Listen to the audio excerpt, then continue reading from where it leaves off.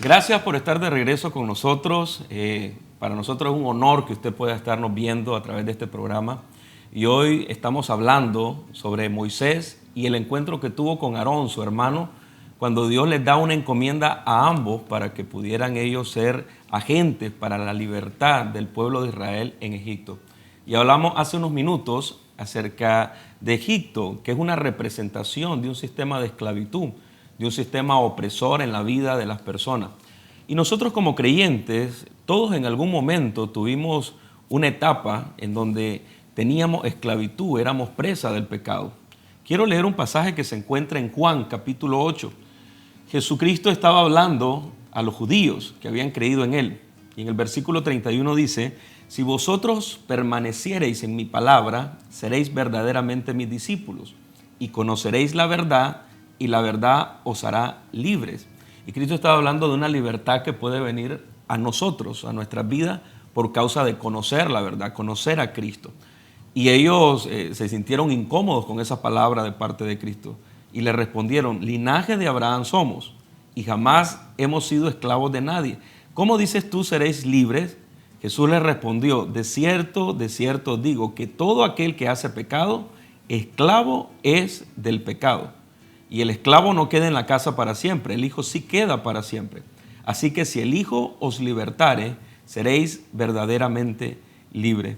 Y nosotros podemos ver en este pasaje que hay una esclavitud que oprime a la humanidad, que oprime al hombre antes de conocer a Cristo. Y esa condición Dios la ve como una condición de esclavitud, esclavitud hacia el pecado. Por eso hablar acerca del pueblo de Israel saliendo de Egipto, saliendo de un sistema opresor, nosotros perfectamente nos podemos identificar con ello, porque en algún momento de nuestra vida todos fuimos presa del pecado, todos fuimos personas que estuvimos bajo la esclavitud del pecado. Cristo nos hace libres, pero tenemos que cuidarnos mucho porque siempre el enemigo va a querer venir a nuestra vida y traer otro tipo de opresión. Hablábamos también hace unos minutos de que muchas veces las deudas financieras se convierten en sistemas que esclavizan, nos oprimen, a tal punto que la gente se siente sin desesperanza, no saben cómo salir de esa situación. Hay enfermedades que agobian por años, enfermedades crónicas que están ahí y que las personas se sienten esclavas de esa enfermedad.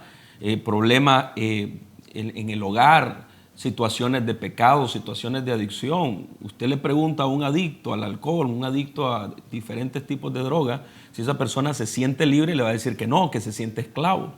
Y es ese mismo sistema que continúa a lo largo de las generaciones, que mucha gente no ha logrado salir de Egipto. Y la pregunta es, ¿cómo nosotros podemos hacer para salir de esos Egiptos que nos oprimen? Ahora, yo creo que necesitamos evaluar y poder ver cómo funciona este sistema de esclavitud. Porque muchas veces pareciera que todo lo que está esclavizando nuestra vida se está desarrollando afuera de nosotros. Pero cuando uno lee esta historia se va a dar cuenta que el sistema de esclavitud era tan duro, tan cruel y tan fuerte que no fue algo que solamente tenía que ver con los castigos, los trabajos forzados, sino que tuvo un impacto en el interior del pueblo, o sea, tuvo un impacto en la mentalidad del pueblo. O sea, cuando nosotros hablamos de Israel en Egipto, su mayor condición de esclavitud no era la opresión de los egipcios, su mayor condición de esclavitud estaba en su mente, en la manera en cómo ellos concebían la vida, en la manera en cómo ellos miraban su vida dentro de Egipto.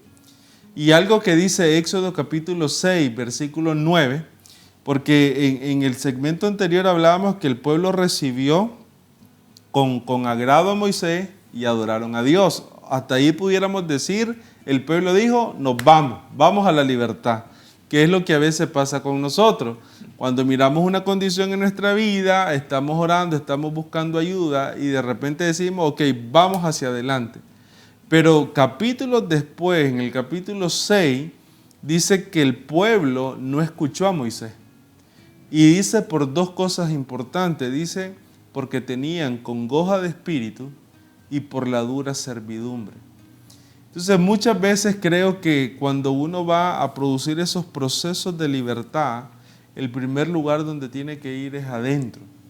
Y es a ese hecho de lo que verdaderamente está hablando a tu vida, lo que verdaderamente está direccionando nuestra vida, lo que verdaderamente está gobernando nuestra vida. Dice que el pueblo, por el producto de la congoja de espíritu, esta palabra congoja quiere decir desánimo, agobio, es una persona que se siente desesperada, se siente ahogada, angustiada, es una persona que al final no le permite eso escuchar la voz de Dios, que en este caso era a través de Moisés. Entonces, cuando nosotros hablamos de una libertad en esas cosas que tal vez nos están agobiando, nos están esclavizando, tiene que ver primero con un sistema, con una mentalidad que pudiera estar operando en nosotros, que cuando la comenzamos a trabajar, o sea, Dios no necesitaba solamente sacar a Israel de Egipto desde un ámbito geográfico, sino que necesitaba sacar a Israel de Egipto desde su mentalidad, porque aún más, cuando ellos estuvieron en el desierto, aunque ya eran libres físicamente, mentalmente seguían siendo esclavos, al punto que quisieron regresar en muchos momentos. Le dijeron a Moisés, preferimos no haber salido de Egipto que morir acá en el desierto. Pudiéramos decir, pastor, que Dios no solo necesitaba sacar a Israel de Egipto, sino que también necesitaba sacar a Egipto del corazón de Israel. Porque si nosotros vemos, cuando ellos están en el monte de Dios y Dios le está dando los mandamientos a Moisés, ¿qué es lo primero que ellos hacen ante el temor? Crean un becerro de oro y lo adoran. Hacen lo que ellos aprendieron a hacer en Egipto.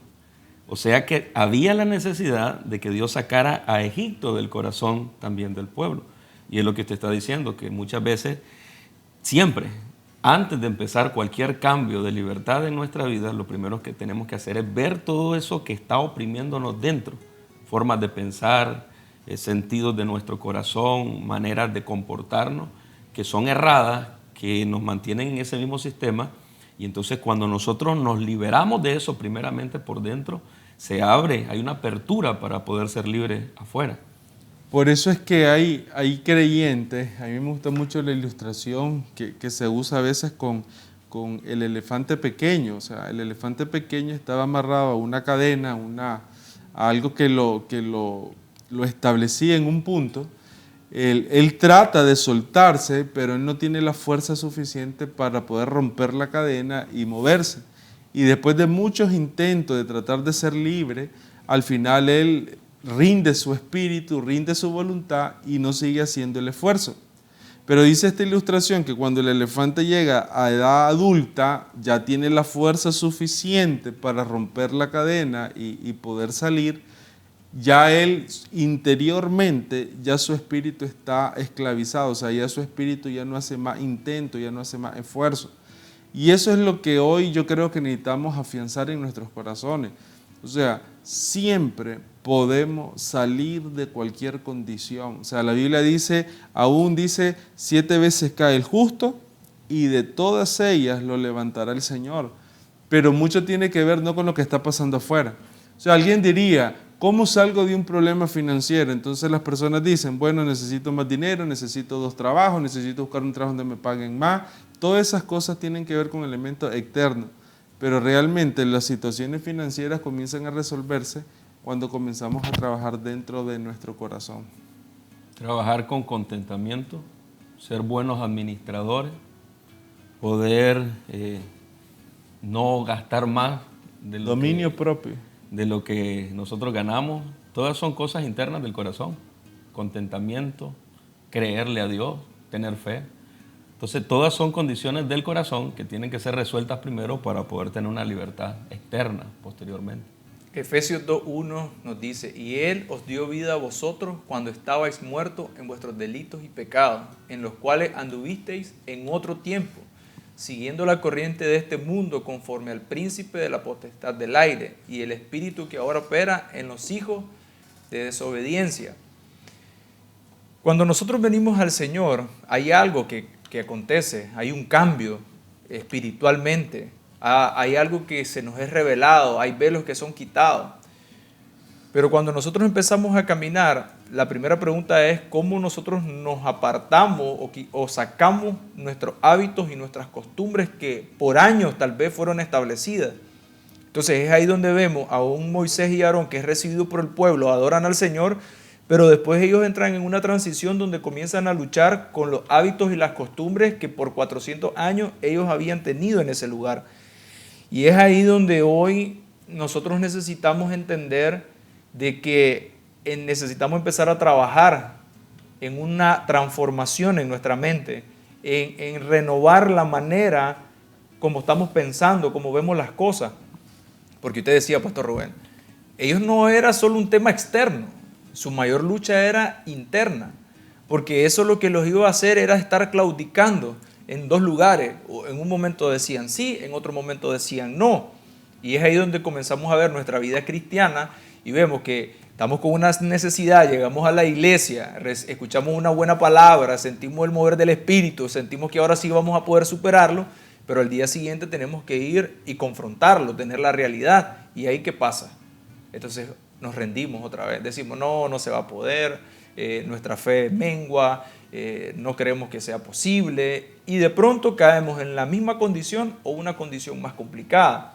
Entonces el tema no va a estar en lo externo, el tema va a estar cómo yo estoy viendo y cómo estoy activando esa fe para generar una renovación en nuestra mente, una renovación en la forma de ver las cosas.